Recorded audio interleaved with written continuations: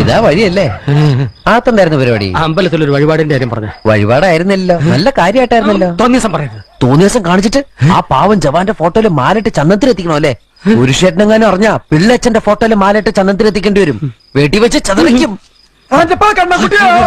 നാട്ടുകാരെ വിളിച്ചു കൂട്ടിട്ട് മോൻ എന്ത് കിട്ടും? എനിക്കൊന്നും കിട്ടില്ല, പിള്ളേച്ചന് കിട്ടും. നല്ല അസല് പൊതുക്ക്, വലിയ നിലവിലുള്ള ആളല്ലേ, എല്ലാരും ഒന്ന് അറിയട്ടെ എന്ന്. നീ എന്റെ മാനം കളയരുത്. നിനക്ക് എന്ത് വേണേലും ഞാൻ തരാം. എന്ത് തരും? എന്ത് വേണം? അച്ഛന്റെ കയ്യിൽ നിന്ന് കള്ളക്കണക്ക് എഴുതി വാങ്ങിച്ച കുരുടിമുക്കിൽ 25 സെന്റ് സ്ഥലം. അയ്യോ മാധവ, അത് അയ്യാ മാധവ, അത് എഴുതി തരൊന്നും വേണ്ട. അവിടെ ഇത്തവണ എനിക്ക് വിത്തറക്കണം. അതെന്റെ ഒരു മോഹം. ഞാൻ പടവല് വിട്ടിരിക്കുക. ആയിക്കോട്ടെ, അത് വിറ്റ് കഴിഞ്ഞാൽ എനിക്ക് വിത്തറക്കാലോ. ഇറക്കാം. പുറപ്പാടാം. പോകാൻ വരട്ടെ. ഇതൊക്കെ മറക്കാതിരിക്കാൻ ഞാനൊന്നും കൂടെ തന്നാലോ? വേണ്ട, ആരും കാണൂല. വേണ്ടെന്നേ. എന്നാ ചാടിക്കോ മോനെ.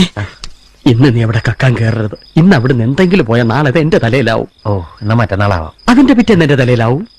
സ്ഥിരാണല്ലേ? ചാടിക്ക.